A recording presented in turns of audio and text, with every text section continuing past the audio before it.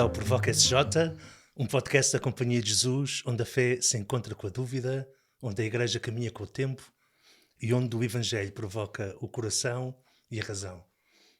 Estamos mais uma vez reunidos, Samuel Beirão, Duarte Rosado e eu, o Nelson Faria, todos padres da Companhia de Jesus, e aproveitando este mês de junho, neste Provoca SJ, vamos falar do coração de Jesus. Junho é o mês do coração de Jesus, esta grande devoção que muitas vezes a malta pensa que é coisa da avó. Mas a última encíclica do Papa Francisco é precisamente sobre o coração de Jesus, que se chama Dilexit Nos, que é Amor-nos. Antes de entrarmos neste tema, vamos começar primeiro por qual é que é a relação de cada um de nós com o coração de Jesus. Se temos devoção, se não temos, como é que é a nossa relação? Samuel, dá-lhe um tirozinho de partida. Olá. Se calhar o coração de Jesus entrou na minha vida sem eu saber bem que entrava, porque era quando fazia a ponte sobre o Tejo todos os dias e via o Cristo Rei. Só sabia que estava ali o Cristo Rei, que nos meses de inverno já tinha o pilar aceso com uma luz azul quando eu era miúdo, e nós dizíamos: olha, está de calças de ganga hoje. A minha relação com o coração de Jesus começou muito antes de eu saber que o Cristo Rei era o coração de Jesus, de braços abertos, a olhar para o rio e para a cidade. Mas assim, a relação mais próxima, ou quando eu comecei a ficar mais desperto a esta devoção e este lado humano e divino do Senhor, teve a ver com a minha relação com as irmãs escravas do Sagrado Coração de Jesus, que vivem esta espiritualidade assim, a partir de 3 atitudes: da adoração, da reparação e depois do apostolado, ou evangelização, que me ajuda também a viver esta relação da adoração, esta forma de rezar diante do Santíssimo Sacramento, de olhar para o Senhor e deixar que o Senhor olhe para nós, ou para mim. A reparação, no sentido de levar o mundo todo até ao coração de Jesus, e aí deixar que esta humanidade de Jesus também cure as feridas da nossa humanidade. E o apostolado, que é depois arregaçar as mangas e ser Jesus, Cristo, no mundo, e estar perto daqueles que mais sofrem e que precisam de conhecer esta compaixão, que é o caminhar ao lado e estar ao lado. Portanto, para mim, o coração de Jesus, ou a imagem do coração de Jesus, não é mais do que uma forma compassiva de nos relacionarmos com a humanidade. E é aí que eu o vejo, e tantas vezes, se calhar, me refugio também. Então eu tenho que confessar uma coisa, que a minha relação com o coração de Jesus, apercebi-me que foi mais implícita do que explícita durante muito tempo. Foi no noviciado, acho eu, assim, a primeira vez que me apercebi do que é a misericórdia verdadeiramente. Acho que no segundo ano de noviciado só. Acho que durante o primeiro ano partiu-se muita pedra, como acho que aconteceu connosco. No noviciado foi partir pedra. E a coisa, se calhar, mais importante de todas foi descobrir isto: que existe um amor gratuito e incondicional, que tem o rosto da misericórdia, digamos assim, que apesar de tudo, ou porque uma série de coisas, ou seja, por causa da minha fragilidade, Deus ama. Se calhar mais, enfim, é um bocado estúpido dizer mais do que... Mas acho que foi isso. E foi a grande revolução, talvez a maior liberdade. Acho que também foi a de Santo Inácio, mas foi a maior liberdade de todas. Foi descobrir isto, que existe um amor que me precede, independentemente daquilo que eu faça ou deixe de fazer, ou do quanto atenção lhe dou, ou da forma como respondo, etc. E acho que foi esse o momento que começou, e agora tenho tentado viver isso. É curioso, comigo foi exatamente também no noviciado. Eu devo dizer, eu não era particularmente beato quando entro para o noviciado, mas bem, no segundo ano em que eu chego à sensação que já esgotei os livros, já tinha lido uma série de coisas, tropeço num livro sobre o Cláudio Lacolombière, que é o acompanhante espiritual da Santa Margarida Maria Alacoque, que é esta santa a quem o coração de Cristo apareceu para que ela fale do seu amor pelos homens acima de tudo, que eu começo a tropeçar no diário espiritual dele e começo a ficar fascinado com aquilo, e depois a partir daqui abre-se toda uma porta. A devoção do Padre Arrupe, a consagração da Companhia de Jesus ao coração de Jesus, foi feita no século XIX, no século XX e no século XXI. Cristo estamos constantemente a consagrar. O facto de nós termos recebido e ter assumido esse suave encargo de espalhar toda esta devoção ao coração de Jesus, e acho que aquilo que mais me foi fascinante no coração de Jesus tem a ver com este ser um amor que se deixa tocar e algo que nos deve levar a anunciar aos outros. Ou seja, acho que isto era a parte, era o que mais, a maior reserva que eu tinha em relação à devoção ao coração de Jesus, era parecer-me que era algo demasiado intimista e não ter-me deixado ainda ou não me tinha deixado alcançar pela vocação missionária que eu que reconheço este Deus que tanto me ama, chegar a esta pergunta do então e eu, o que é que eu faço? E realmente eu acho que é parte do que o Papa Francisco tenta também desafiar-nos nesta dialexite nós. Como é que ele vai ao coração? Depois de ter começado pela alegria do Evangelho, a alegria do amor, cuidar da criação, fraternidade universal, de repente a última encíclica dele é sobre uma coisa tão pessoal e tão palpável como um coração. Bem, num momento tão marcado por consumismo, violência, conflitos, superficialidade espiritual, até que às vezes parece estar mais na expressão do que na vida interior, o Papa Francisco colocou diante de nós o coração como lugar de ternura, lugar de renovação, lugar de cura, e lança-nos esta pergunta: e se a resposta ao burnout espiritual e emocional do nosso tempo estivesse no coração ferido de Deus? E precisamente porque está ferido, é um coração aberto. Será que é por aqui que nós podemos ir? Sim, este tema da compaixão, não é? Parece-me que é fundamental nos dias que correm, bem, sempre, não é? Para já, é a forma que Jesus também tem de se aproximar dos outros, não é? A compaixão que não é ter pena, não é? Compaixão é pôr-me de facto no lugar sem assumir a vida do outro no sentido de esquecer quem é que eu sou, mas pôr-me no lugar do outro, a partir da sua realidade, a partir daquilo que está a sofrer, pôr-me naquele lugar, não para salvar à minha maneira, mas para acompanhar, não é? Que no fundo é o que Jesus também faz durante a sua vida, não é? E portanto esta dimensão missionária da devoção do coração de Jesus, de que tu falavas, é no fundo perguntar-me como é que eu sou Jesus na vida, ou como é que Jesus faria isto.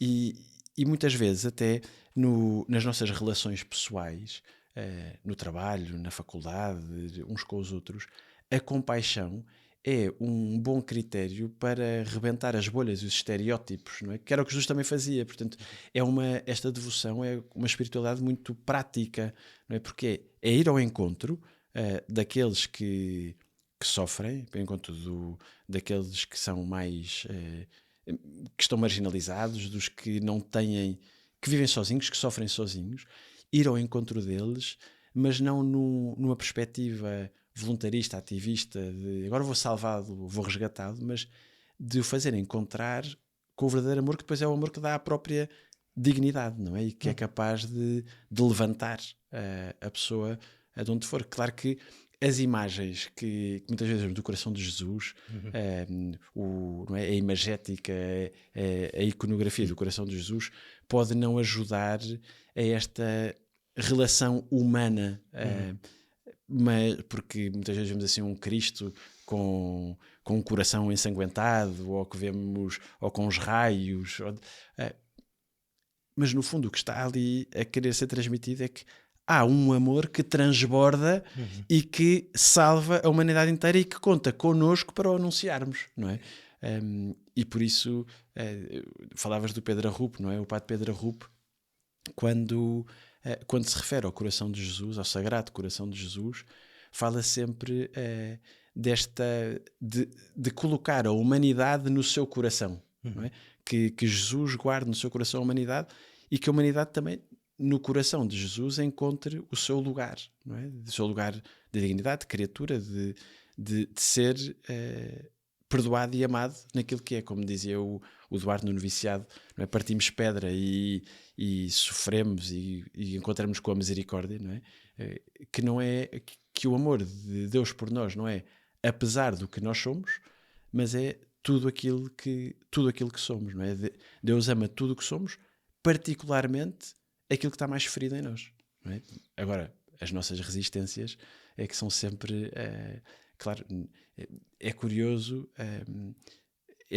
já todos fizemos esta experiência, não é? Que é, temos muito mais resistência a que Deus entre nas nossas feridas e nos nossos quartos escuros, mas depois, quando finalmente nos rendemos e nos abrimos à graça, Deus eleva-nos na nossa dignidade quando cura essa dimensão ferida nossa. Sim, eu gosto desta pergunta, não é? E se a resposta ao burnout espiritual e emocional do nosso tempo estivesse no coração ferido de Deus? Eu gosto disto. A mim parece-me que se nós somos feitos para isto, somos feitos para o amor, fomos criados por amor e somos criados para amar.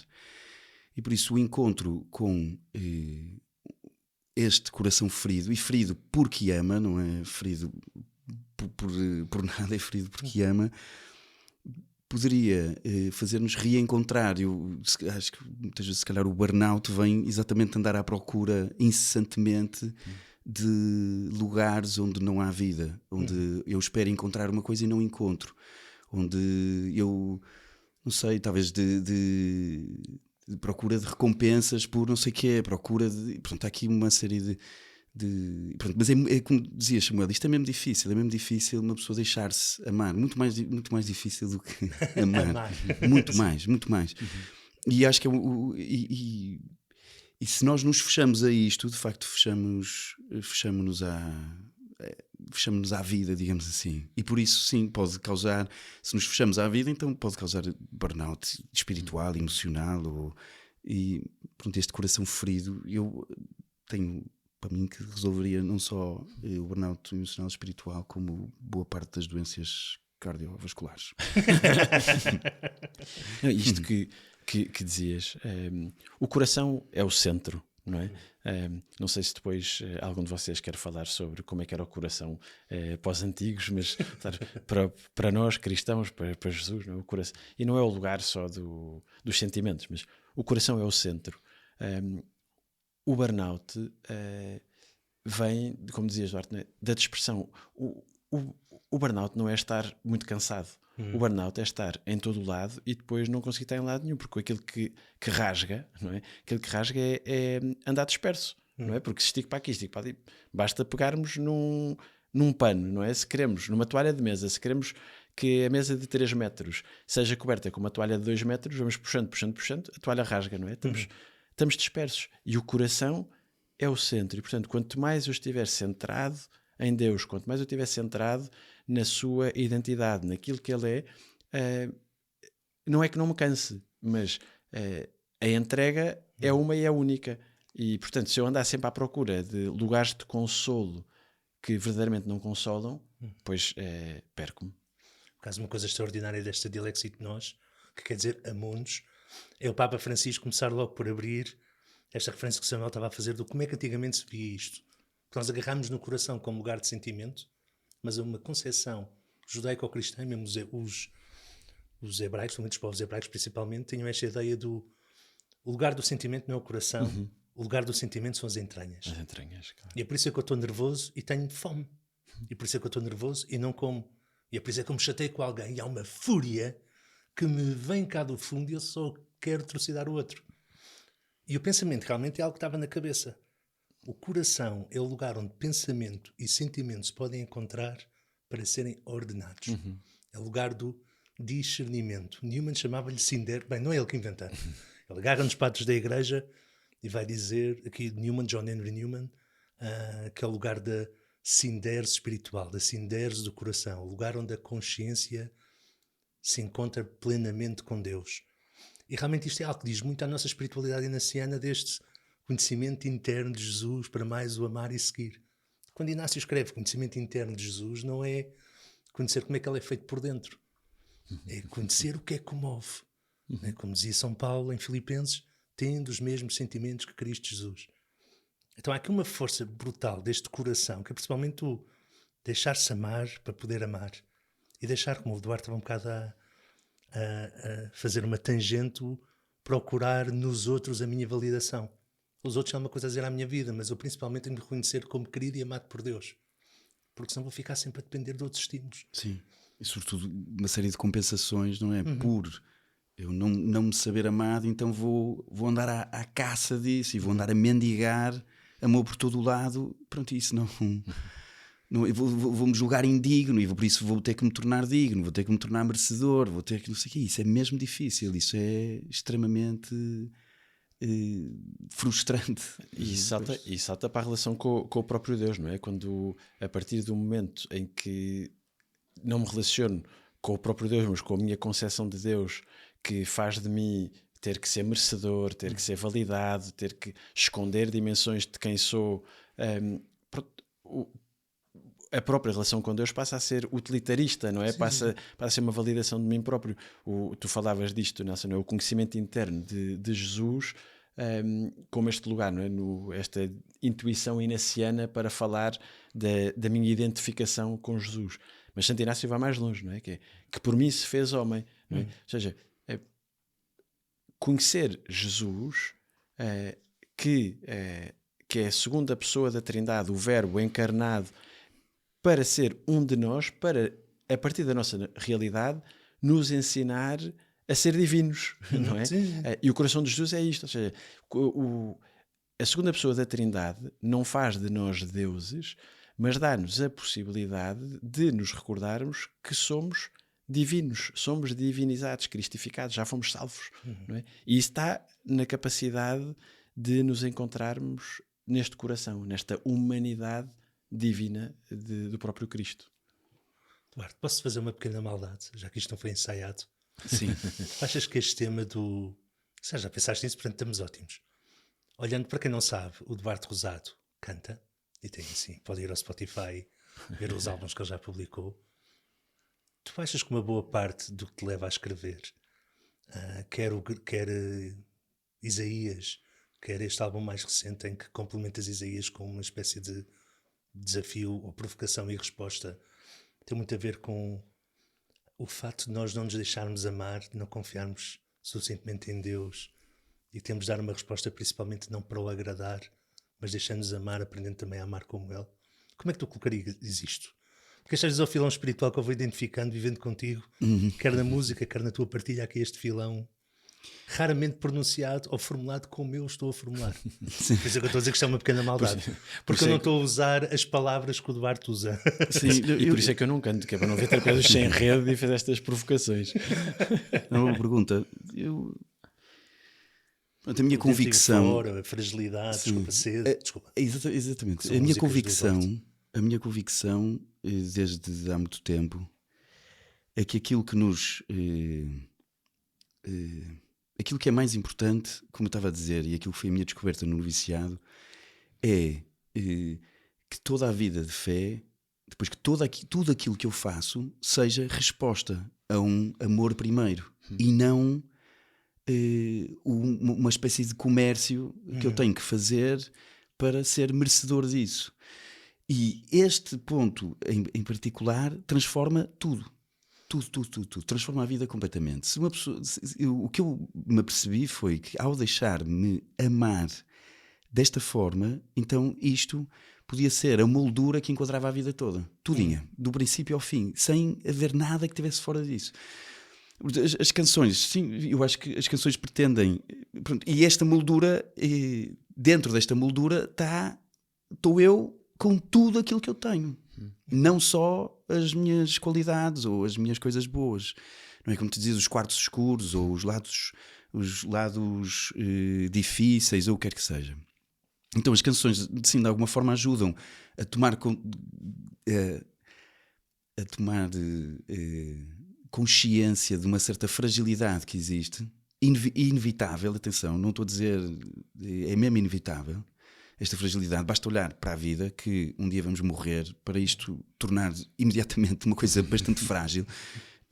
Basta isso. Há outras coisas, mas a dor, por exemplo, que é uma espécie de morte antecipada, digamos assim, pronto. Mas com tudo isto, e dentro desta moldura, ou seja, eu estando dentro desta moldura com esta fragilidade, esta moldura não me aperta ou não se vai embora, ou isto não está fora, está dentro desta moldura que é o amor. Pronto, então este diálogo, sim, é o diálogo do amor de Deus, enfim, pela boca do profeta Isaías, e de uma fragilidade, gritos, alguns mais reais, outros mais imaginários, mas que acho que são reais no sentido de que, quer dizer, acho que minimamente nos identificamos com aquilo. No fundo, para que olharmos, tomarmos consciência da nossa fragilidade e a sabermos entregar, sem querer aboli-la à força de... Enfim, à força de tanta coisa, até de coisas muito boas, tipo jejuns, penitências, missas, orações, esmolas e peregrinações. Isso é um ponto extraordinário, porque realmente há aqui parece que às vezes a devoção ao coração de Jesus ficou assim com uma camada de pó, de tentar comprar o amor de Deus. Quando olhamos para Faustina, para a irmã Faustina, para Santa Faustina, o Terço da Misericórdia, o São João Paulo II, e toda esta devoção, e este falar da misericórdia, o Papa Francisco, o Charles de Foucault, o Irmão Universal, tudo malta enraizada no coração de Jesus, Santa Rafaela Maria, fundadora das Escravas do Sagrado Coração. Há realmente aqui muito mais um contacto íntimo com... Há um amor primeiro, que é o amor de Deus, e há uma resposta à qual devemos dar. Há uma resposta que podemos dar. Uma resposta sempre agradecida. Sim, exatamente, sim. Sempre a partir daí. E aqui o Samuel estava a dizer uma coisa extraordinária ao recordar esta graça do conhecimento interno, que é conhecimento interno de Jesus, por mim se fez homem, para mais amar e seguir. E aqui será que uma coisa que eu descobri, desculpem agora um pequeno interlúdio, nos últimos 3 anos eu estive na Rede Mundial de Oração do Papa, que para além de divulgar as intenções do Papa, tem esta grande missão também de devoção ao coração de Jesus, e tem um caminho espiritual que é o caminho do coração. Rede Mundial de Oração do Papa.pt, procurem. Fazem um trabalho incrível, os nossos irmãos António Santana, Zé Silva, Paulo Duarte. E uma das coisas que eu descobri quando lá cheguei era que já no tempo de Bento XVI começámos a sonhar uma recriação do Apostolado da Oração, que agora é a rede, que eles disseram ter cuidado com a invocação do Sagrado Coração de Jesus. Porque podemos estar a perder uma coisa fundamental, que a ideia da devoção ao coração é recordar o amor humano e divino, um coração humano e divino. Conhecimento interno de Jesus, que por mim se fez homem, a tal segunda pessoa da Trindade. Será que o verdadeiro caminho para Deus é assumirmos plenamente a nossa missão de sermos verdadeiramente humanos, para então se tornarmos plenamente divinos? Samuel. Outra armadilha agora. Eu gosto de colocar a malta ali no hotspot. Agora está pensando na armadilha para o Nelson. Eu não saberia viver, não sei, mas seria muito difícil ver a minha fé sem ser a partir da linguagem inaciana e da espiritualidade inaciana e da forma inaciana de estar na igreja, e tem a ver com isto mesmo, que é, há uma visão extremamente positiva do ser humano, não é? que vem, enfim, vem desde o Gênesis, não é? Quando Deus cria tudo, olha para a humanidade e vê que somos muito bons, não é? E o ser muito bom, pronto, enfim, pode ficar para outro episódio, não é? Que tem a ver com a verdade, tem a ver com a beleza, tem a ver... ser muito bom é descobrir que eu não posso ser outra coisa a não ser humano, na totalidade do que isto implica. Se calhar a dimensão da fragilidade é aquela que todos nós, pelo menos no mundo ocidental, estamos mais habituados a falar. Todos somos ótimos a fazer a nossa lista de defeitos ou de pecados, ou, enfim, a lista moral que queiramos. Fica mais difícil quando fazemos a nossa lista de qualidades ou de dons, quase como se não fosse permitido ter coisas boas, como se Deus tivesse criado toda a humanidade cheia de dons e talentos, menos a mim, não é? Mas quanto mais eu for consciente da minha identidade humana, ou seja, de ser criatura, de ser filho, de ser irmão dos outros, de que tenho limite, de que tenho uma história, não é? O Duarte falava há pouco não é, que a dor é uma antecipação da morte e a morte relembra-nos a fragilidade. Mas o início da vida também, somos completamente dependentes, andamos ao colo, dependemos de gente para tudo, não é? Mas quanto mais eu for consciente deste meu limite, mais longe posso chegar, porque quem se sabe humano, sabe-se dependente, sabe-se em relação, não é? E sabendo isto, também se abre à possibilidade da transcendência. É muito difícil, ou a nossa humanidade não está completa quando nós não nos abrimos à possibilidade do transcendente. Porque a possibilidade do transcendente vem precisamente de eu me saber imanente e limitado, não é? E, portanto, tudo o que está fora de mim ou à minha volta não pode estar pelo acaso. Não, e portanto, responder a este amor primeiro, responder a este Criador primeiro, só pode ser uma resposta plena se for a partir da mesma medida, que é a do amor e a da compaixão. E portanto, seguir o Senhor, não é? Seguir este conhecimento interno de Jesus que falámos, que fala Santo Inácio, não é? Seguir este amor é, no fundo, anunciá-lo no mundo a partir daquilo que sou e daquilo que faço. Não é? E é a consciência da minha total humanidade que me permite pôr ao lado dos outros e não acima, não a pisar, dá-me consciência de que somos todos iguais, limitados, frágeis e que temos em nós a possibilidade de chegar ao divino, de contemplar o divino, não é? De algum modo intuirmos o rasto do rosto do outro, não é? Esta alteridade do Levinas, enfim. Acho que é isto. Então, neste mês do Coração de Jesus, aceitem esta provocação a deixarem que o amor de Deus nos habite, vamos lá na primeira pessoa, aceitarmos esta provocação de Deus, deixar-nos reconhecer amados, principalmente naquilo que são as nossas fragilidades e mesmo o nosso pecado. Há uma coisa extraordinária que é os dons que Deus nos dá, não é isso que Ele nos pede de volta. Os dons que Ele nos dá, claro que é isso, é para nós os vivermos e darmos testemunho. A única coisa que Deus nos pede é que lhe entreguemos os nossos pecados, os nossos limites, as nossas fragilidades, para que se tornem também lugar de graça.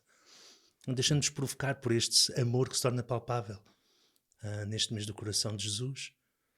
E se gostaram desta provocação, partilhem-na com outros. Se querem outras provocações e têm ideia para boas provocações, contatem-nos através das DMs no Insta, que nós vamos estar atentos. Divulguem, subscrevam, falem disto a outros, provoquem conversas de café sobre tudo isto, porque se um amor não irradiar, do que é que ele serve? Um ótimo mês de junho e encontramos na próxima provocação.